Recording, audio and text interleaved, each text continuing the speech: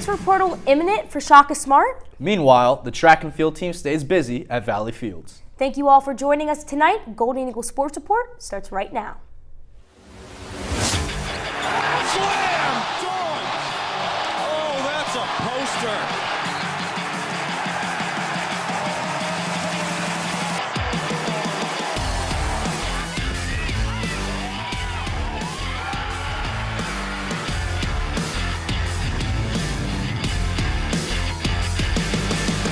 Live from the Jeannie Hayes Virtual Studio at Marquette University, this is Golden Eagle Sports Report. Marquette gets the rebound, and the champions have gone down.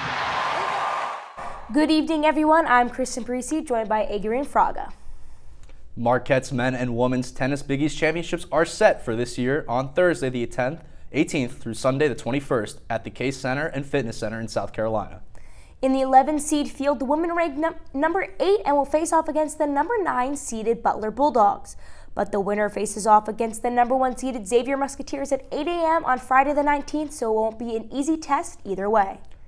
The men's team is voted in as the 8th seed in the 8-team field and face off against the 1st-seeded St. John's Red Storms. The champions for both the men and women's team earn an automatic bid into the NCAA championships, which will take place on Sunday the 21st. Now, the men's lacrosse team has yet to win a conference game, and with its Big East home opener happening over the weekend, a win was much needed for Andrew Stimmel's squad. But Providence had other plans in mind. Senior midfielder Michael Shabra opens the scoring down at Valley Field with his 14th goal of the season. Junior attacker Nolan Rapis steals one back for Marquette to tie it at 1. The rest of the first quarter is a shootout with both squads netting goal after goal. The Friars use a quick 2-goal run to go into the second frame, up by 2 though. It seems that run was all Providence needed to get going as Shabra and co keep the pressure on Marquette's defensive end. And after being in a 5-goal hole, Marquette goes on a little run to pull up within 3 at the halftime break. But despite a high-scoring affair in the first half, both teams cool off extra mentally, only scoring a combined 3 goals through the third quarter. Already on a 2-game losing streak and nearing the end of their season, the men needed a miracle to come back within this game. And it looked good at the beginning of the fourth quarter with back-to-back goals from Will Foster and Jake Stegman to get Marquette back within 2. But the Golden Eagles go ice cold down the stretch and give up 2 more goals as Providence takes the dub at Valley Fields 13-10. Stegman ends the day with a team-high 5 points scoring, 2 goals and adding on 3 more assists. Michael Shabra and Ryan Bell led the way for Providence with 3 goals each. Marquette falls to 4-8 on the season and 0-3 in the Big East. Marquette's postseason hopes are dwindling, but they will get another shot at a Big East win this Saturday when they face Villanova. Coming up, what's the latest with the men's basketball team? Find out after the break. Patriotism. It inspires passionate debate. It's worn like a badge of honor with good reason, because it means love and devotion for one's country. But what really makes up this country of ours? It's the people. To love America is to love all Americans. This year, patriotism shouldn't just be about pride of country.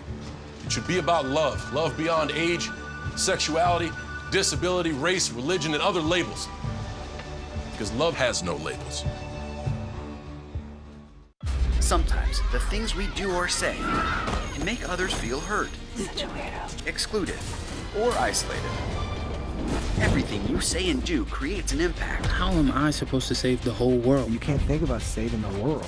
You have to think about saving one person. Because of you, someone's entire life can change. You don't have to be a superhero to have a positive impact. Friends? Friends.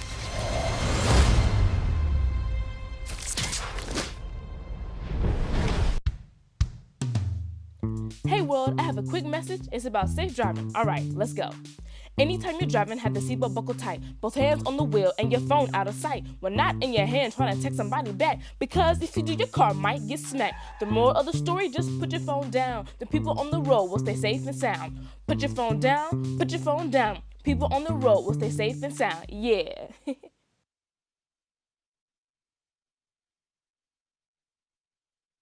Roll over. When you adopt a shelter pet, you discover all the things that make them unique. And your mother. They're a little bit of a lot of things, but they're all pure love. Every day, millions of people are connecting. Father, cosplayer, mentor, actor. It's time we take a step forward, come together, and discover how accepting our differences can make us stronger.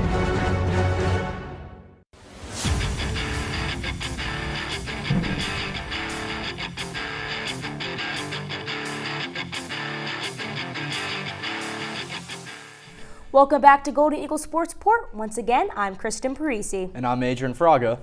Tyler Kolek and Cam Jones recently revealed their plans on Instagram last week.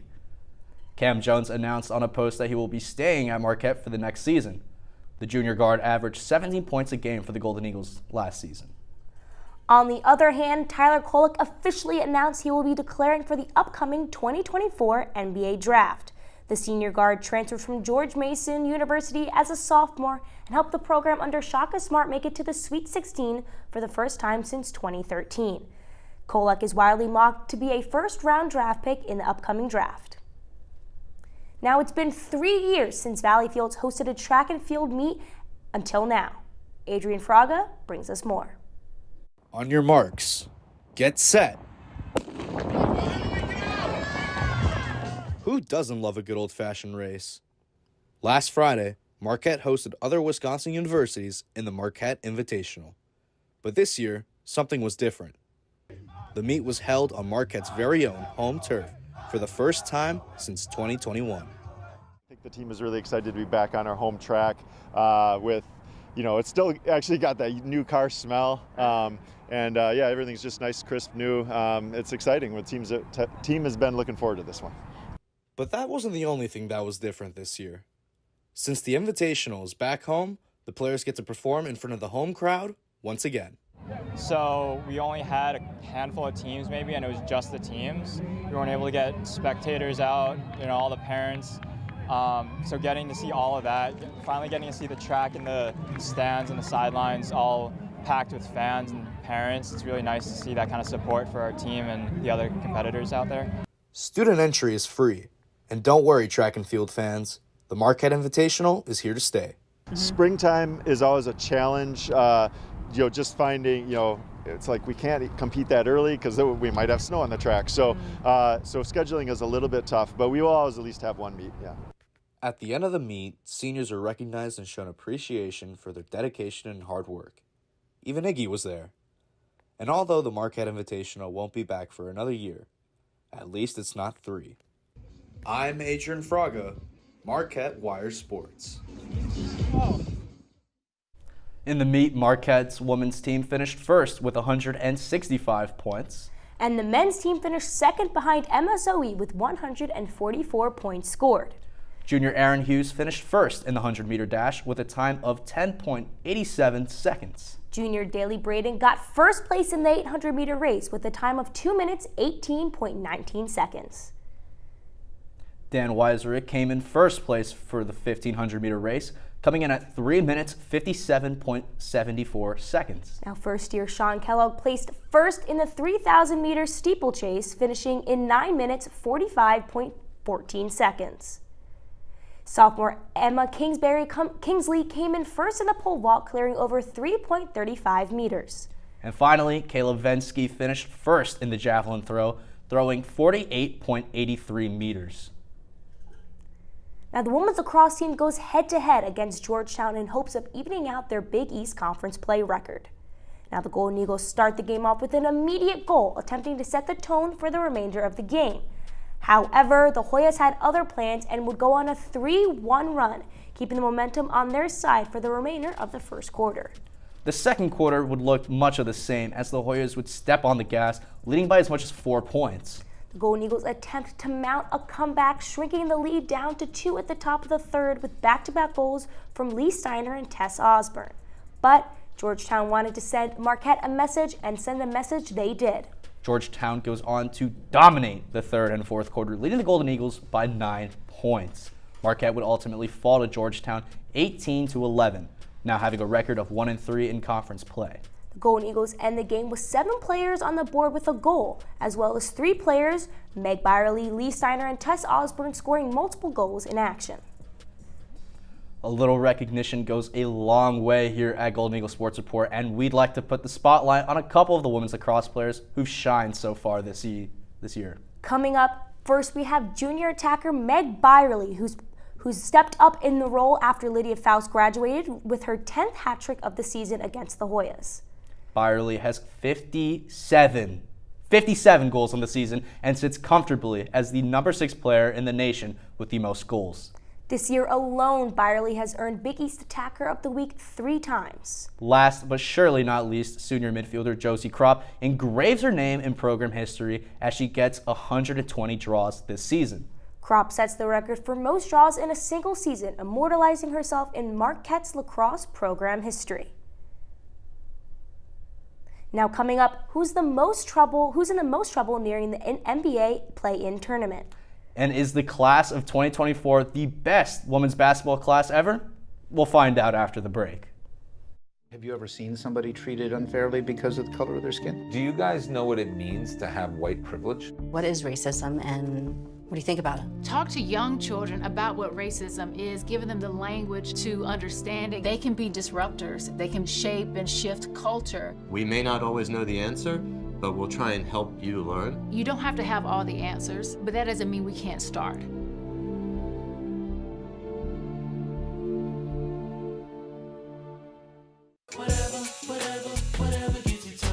There are a lot of ways to reach out to a friend about their mental health.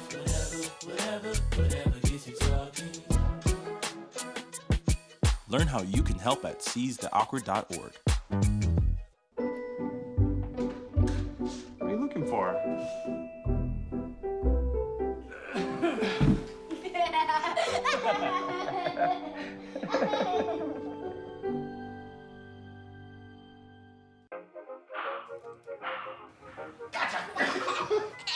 I surrender. All right, pal. Get ready for the day, buddy. Hey, Dad. Hey, Dad. Do we have a gun? What's that? Do we have a gun?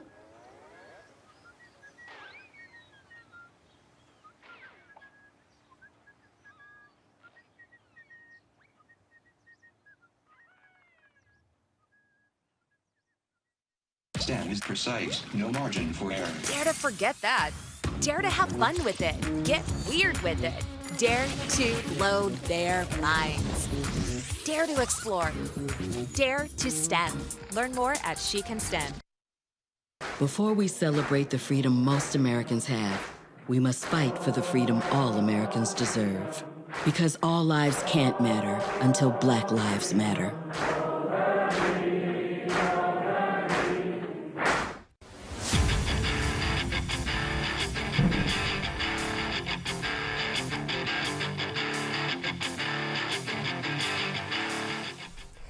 And welcome back to Studio 7. Spring is in full force, and that means basketball playoffs are in action. Joining me on the panel tonight is Adrian Fraga and Gabriel Cesarica. Guys, let's just get right into it. With the conclusion of the NBA season, the play-in tournament starts tonight.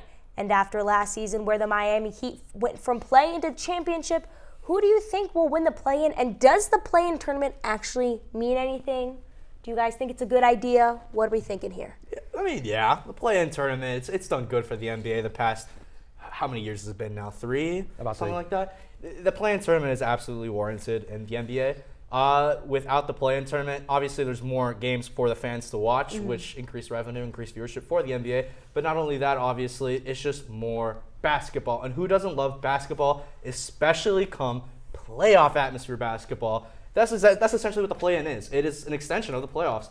But as for the matchups, we got some good matchups. We got some not as good matchups. But that being said, my predictions would be I actually have the Warriors over the Kings. I have more faith in Steve Kerr, more faith in Steph Curry as a whole than I do in the Sacramento Kings. And not only that, the Kings did not finish their season as well as the Warriors did. The Warriors finished in the season with a strong record, getting into that play-in tournament, just get that postseason lock. I think that they could easily win, come out top of the Kings in this series. So, Gabe? Or do you think any of the teams on the graphic, do you think they have what it takes to actually make the NBA Finals? Well, let me just start, Kristen, with just addressing the play-in. The play-in is a great thing for basketball. Draymond Green on his podcast said that it is the best, worst thing to happen in basketball. And what he meant by that was, and when it comes to the revenue and people watching the play-in, it is absolutely great for the NBA. But in terms of the players, none of them want to be in the play-in. But because none of them want to be in the play-in, they played really hard throughout the season to avoid being in that 7, 8, and even 9 and 10 spots to ultimately end up in that play-in. But yes, Kristen, there are absolutely some teams in this play-in, I think, that could make a run in the playoffs. You start with the Golden State Warriors, the 10 seed out west. It's hard to bet against Steph Curry. When you have Klay Thompson, again, he's definitely a step back to where he was previously when he had some of his best seasons, but he's still a very good three-point shooter who can put up points in a hurry. You have Jonathan Kuminga's taking that next step, and Draymond Green is back and he's playing some good basketball. The Warriors could make some noise, and they beat the Kings last year in the playoffs in the 7-game series. I like them against the Kings this time too. Also out west, the Lakers. You have LeBron James. You have a chance to win. But it's the Lakers. Since they won their bubble championship, they really haven't been good. I agree completely. But when you have a team with LeBron James and Anthony Davis, you can make some noise in the playoffs, and it's just how good those two players are. On the Eastern side, we haven't talked about many of those teams much. I think the 76ers have a chance. Coming into that 7 seed, the only reason they're a 7 seed is because Joel Embiid was hurt towards the end of the season. They play a little bit better when he wasn't on court. Oh, I disagree. I think they lost a whole lot of games without Embiid when he wasn't there.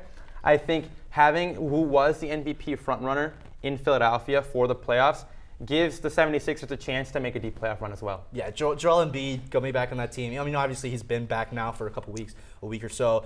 But Joel Embiid being back from that injury is so huge. It's such a big morale boost for the Sixers. And I don't think that he'd have the magic in them anymore. Is he culture dead? Maybe. You don't believe in Jimmy playoffs? Playoff Jimmy? Playoff Jimmy, Is same playoff thing. Jimmy even a thing? May I remind you about 2021? Because this season has given me a lot of those vibes from that season. I don't know. I think that the Miami Heat, I don't know if they can make another playoff run. Yes, they acquired Terry Rozier at the trade deadline, but is Terry Rozier enough? Does that push the needle? I don't know. But then you could also argue that the Heat were doing it with undrafted players last year. They were doing it with Gabe Vincent, the Caleb Martins, and they still have the Caleb Martins. They still have some of their undrafted players. But is that Heat magic still there? Can Eric Spoelstra, can Jimmy Butler do it again? I honestly don't think so. I think the Sixers are more than a match for the Miami Heat. They match up very well. And obviously, Joel Embiid's back. That's a fake 7 seed. They really shouldn't be in that position. They should be a much higher seed. Come on. Now, if we're talking, we talk about play-in, we talk about all of that.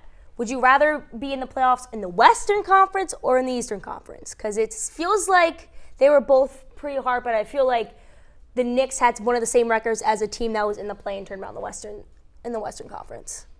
The West is a gauntlet. I'll put that out there. I would not want to be in the Western Conference. I'm talking about the Golden State Warriors. They are a 10 seed in the play-in, and I'm talking about how they have a chance to win it all. The whole thing. They are well above 500. I mean, the Western Conference has been fantastic this season. We saw with the Nuggets and the Thunder and some of the top teams, the Minnesota Timberwolves, they were battling out just for the number 1 seed. You're talking about a team that could have been number 1 in the Denver Nuggets, who are sitting at that 2 spot, and a ton of teams who are just within 2 to 3 games of each other. I would not want to be playing in the Western Conference. Yeah, it's absolutely, the West is the place to be. It's funny because I remember last year John Morant was saying how he's fine in the West, and then now suddenly the West, obviously he's the Grizzlies, not anywhere. He's not doing so hot right now, but the Grizzlies aren't even in that conversation in the West anymore, yet the West is still so stacked, and the Grizzlies were a 2 seed last year.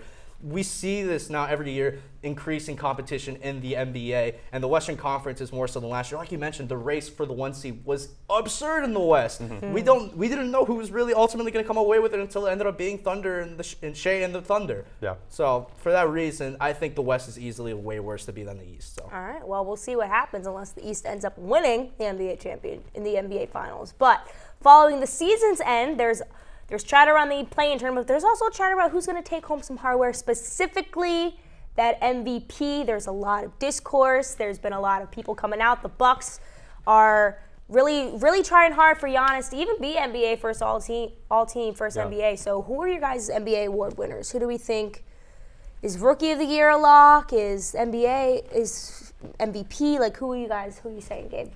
Sure. So for the MVP, I think it's Nikola Jokic winning his 3rd MVP, and honestly, I don't think it's that close. The Denver Nuggets have been one of the best teams in the NBA, and without Nikola Jokic, the Denver Nuggets have one of the worst plus-minuses in NBA history. He is by far the most valuable player in the NBA, and I don't think it is that close. Love me some Nikola Jokic basketball. Nikola Jokic is a phenomenal player.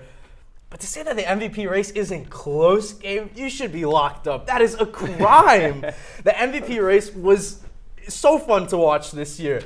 The MVP race, obviously, the main heavy hitters would be the Jokic's, the Giannis. Giannis not as much, but the Lukas, the Sheas.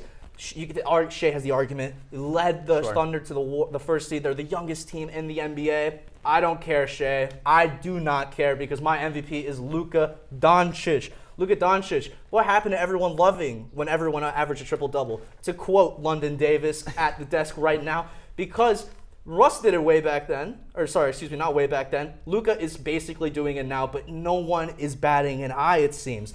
It's the first ever 33-9-9 season in NBA history. And not only that, Luka Doncic is top 3 in total points, assists, and rebounds for the NBA. He is literally top 3 in each of those statistics. The Mavericks are only a 5 seed. They don't have the best seeding. But if Luka Doncic wasn't on that team, you could argue, they have Kyrie. I don't care about Kyrie Irving. Without Luka Doncic on that team would be abysmal. So without that, I don't think you could really make the argument otherwise. Luka Doncic, I think, absolutely deserves a shot at the MVP. To say that it is not even close is absolutely criminal, Gabe. You cannot be on TV. I have to agree with Adrian on this one. I think Luka. I mean, you see what happens when he's not on the floor. Mavericks, they're not good. I mean, in that lineup where they really rested everyone, loved me some Omax, but Olivia Max's Prosper had to play a lot in that game, and they did not do well at all. So I feel like put up 18. He looks good. I know, but it's Luka. Anyways, enough about the NBA. We'll see what happens. We'll have more discourse to come. But yesterday was the change of revolutionizing women's basketball, the 2024 WNBA draft, and that class has given the world a whole new perspective on women's hoops. I've already been here, but more people have to come into the conversation. So do you think this is the greatest women's class come out of college? I mean, this was the 2020 class. Number 1 was Paige Beckers. Then you had Angel Reese. And then you had Camila Cardoso and Cameron Brink and Caitlin Clark. Those were the top 5. So do you think this is the greatest women's basketball? This was one of the greatest drafts? Without a doubt. This draft class from top to bottom is filled with star power. The top 3 alone, reading their statistics, is crazy. I mean, Caitlin Clark is Caitlin Clark. I don't think we need to go too much into detail about who she is as a player, what she's done as a sport, because everyone knows just how valuable she's been to the sport of women's basketball and what she's brought there. But in Iowa, in her past season, she averaged 31.6 points per game, 7.4 rebounds per game, and 8.9 assists per game on 45% shooting. What she's done is really crazy for Iowa. They did not win a national championship with Caitlin Clark, but she was still the easiest first overall pick. Well, I don't want to say easiest. The notion of generational prospects in every draft goes around a little bit too much nowadays. Yeah. But that being said, Caitlin Clark still the easy number 1 overall selection. Cameron Brink, elite defender. She's won Pac-12 Defensive Player of the Year for the past 3 years, as well as just the Naismith College Basketball Defensive Player of the Year. Every year she's improved as the offensive threat for Stanford. This past season averaging 17.4 points per game, 11.9 rebounds per game, and 3.7 blocks. She will be the focal point of that rebuild for the Sparks, and I think it was a fantastic pick from the Sparks. The entire class, there's so much more you can get into. You've got a lot to say. We got to get Gabe in here. I know you have a lot to say, but Gabe. Thank you, Kristen. You're welcome. Stealing the show over here. Honestly, I agree with a whole lot of what Adrian was saying. Caitlin Clark, like he said, I mean, she is just an inspiration. She is a generational, I don't want to say generational talent, but she's changed the game and paved the way for a lot of women's basketball players. And I mean, you can see the Indiana Fever, they were talking about Clark before she was even drafted. And just this draft class, talk about Cardozo that you already mentioned, talk about Cameron Brink. And when you saw Daisha Fair got drafted in the 2nd round, and she put up over 3,400 points in college. And yet all they could talk about was Caitlin Clark. So just letting everyone know, she's not the only player, women's basketball player, but you know. I don't think anyone's necessarily saying that. Well, we'll see what the discourse is. But anyways, that's all we have for Studio 7 and here. But don't go anywhere because this man right here, Gabriel Cicerega, gives us his final take on the Marquette men's basketball season right here after the break.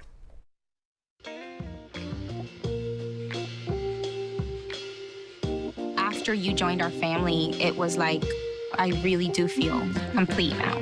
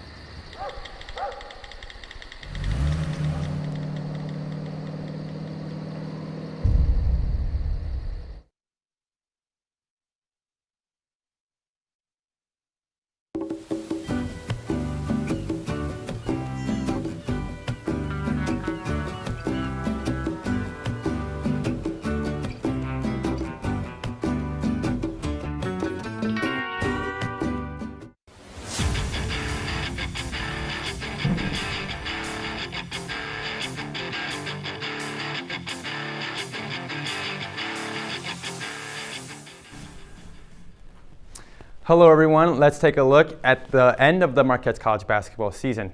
The landscape of college basketball is changing, and if Shaka Smart's Golden Eagles want to compete in the Big East, the transfer portal is where they need to make their mark.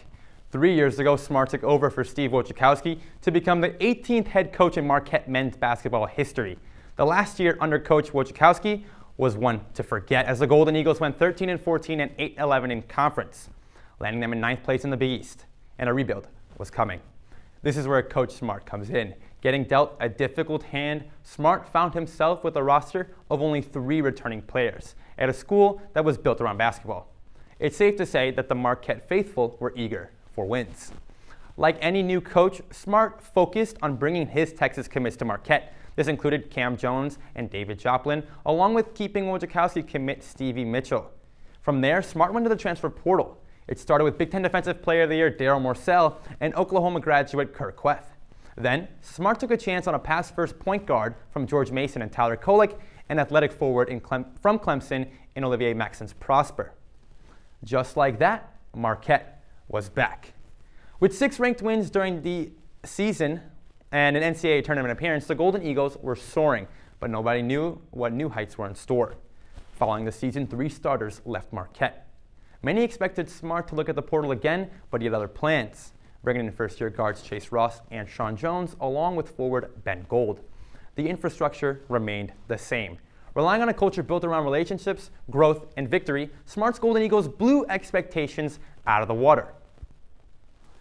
The Golden Eagles, picked to finish 9th in the Big East preseason poll, won the conference outright. They proceeded to win the Big East tournament and were named a 2 seed in the NCAA tournament for the first time in program history. Smart's philosophies were working as his players were winning games and collecting accolades left and right. I don't know if you can see behind me, it's Olivier Maxence Prosper, and he declared for the NBA draft and got drafted in the first round. He's now playing with the Dallas Mavericks. This past season was no different, as the Golden Eagles, led behind Big East Player of the Year Tyler Kolek and All-Big East second-team member Oso Ighodaro, put together another season that ended with the Golden Eagles being named a 2 seed in March. But Marquette had made the Sweet 16 for the first time in over a decade, and most importantly, they did this without a single transfer. However, the landscape is changing, and with the NCAA establishing name, image, and likeness for college athletes, the transfer portal has seen more athletes than it's ever had. With more and more players transferring to new schools in hopes of profiting on their NIL, teams are taking advantage.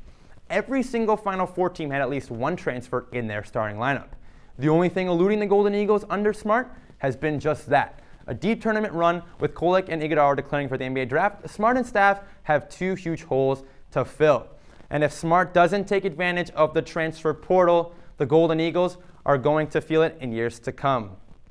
Good night. My name is Gabriel Cicerega. Good night, Marquette.